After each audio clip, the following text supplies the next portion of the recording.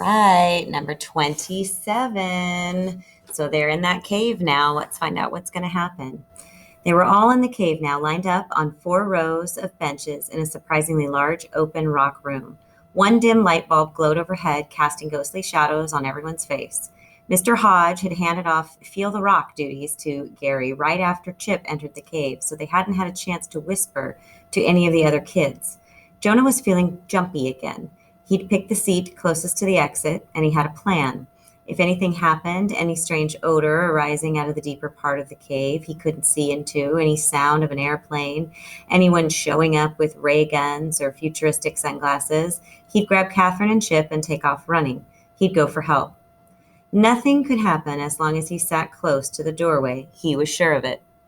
From his vantage point, Jonah could see Gary standing by the mysterious spot on the rock wall outside. Gary touched the rock with one finger, then stood there, staring, his eyes narrowed, concentrating. Then he touched the rock wall again, a quick brush of his forefinger. He turned and walked into the cave. Is that everyone? Mr. Hodge asked. All good, Gary said, which was a strange answer. Very well, then, Mr. Hodge said, smiling. Gary nodded. Jonah heard the first noise first, a sort of grinding that seemed to be coming from just the other side of the rock wall. Or maybe inside the rock wall. He peered out through the entryway, blinking at the sunshine that filtered down through the trees, and then the sunlight seemed to narrow, to dim. The entryway was closing. No, Jonah screamed. He threw himself toward the opening, toward the last rays of sunlight. The opening was only 5 steps away, maybe 6, and Jonah stretched out his legs, sprinting like he'd never sprinted before. In a second, his right foot would be out in the sunlight. He'd slip through. Something slammed into him from the side, knocking him into the rock floor. It was like being tackled in football. This is why he'd never liked football without any pads or helmet. And it was like he was playing on a stone field, and yet, oh yeah, like this tackler had muscles of stone, as Gary seemed to. The sunlight disappeared. Are you an idiot? Gary demanded above him. You could have been crushed in that door, killed.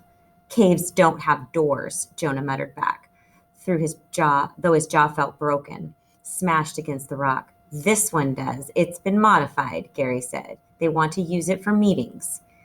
And it was so strange that Jonah and Gary could have that conversation while behind them the other kids were gasping and shrieking.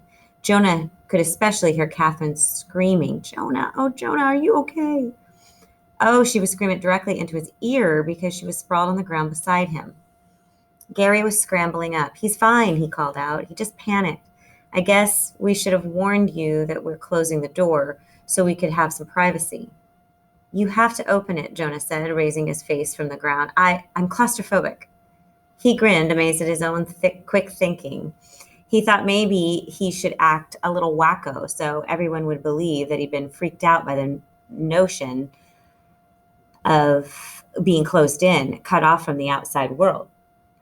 He stood up. All the other kids were staring at him, their eyes bugging out. Oh, right. They already thought he was wacko.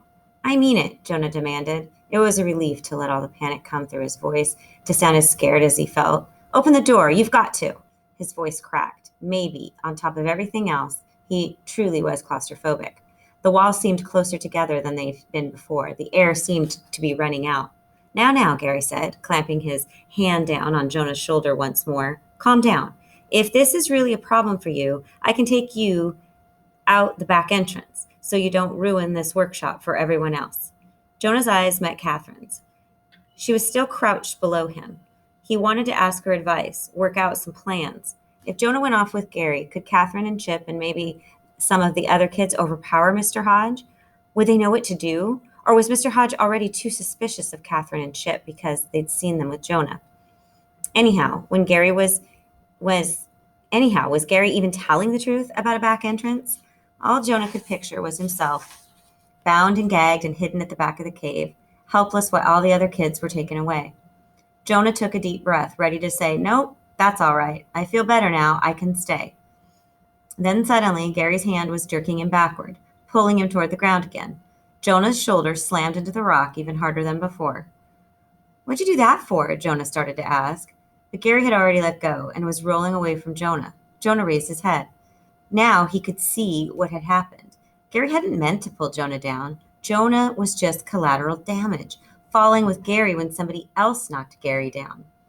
Now Gary and the other man were wrestling on the ground, first one rolling to the top, then the other. The other man was also wearing jeans and a sweatshirt and hiking boots. He was, JB!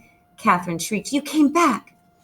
Jonah felt the relief flowing through him. He relaxed against the stone floor, letting go of all of his fears. JB had protected them before. He would protect them now. Jonah didn't have to worry about what to do, how to save the other kids. JB would save them all.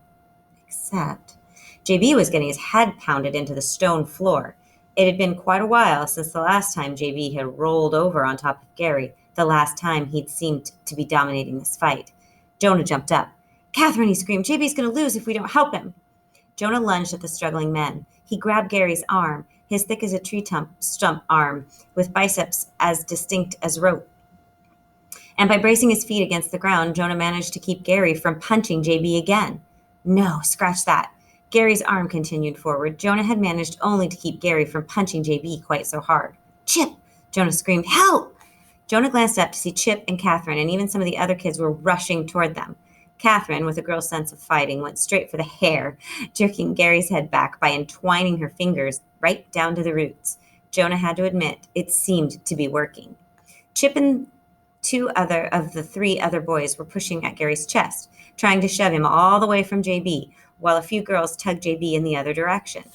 The other kids stood by in shock, their faces contorted into masks of dismay and disbelief. Is this the role-playing part of the seminar? He heard one girl ask hesitantly. Are we supposed to do something? It's not, Jonah screamed at her. But then he decided he didn't have time to explain. Just help us. The girl began to crouch down, but it was too late. Seconds later, Jonah heard a gunshot. Oh boy. All right. Where'd the gunshot come from?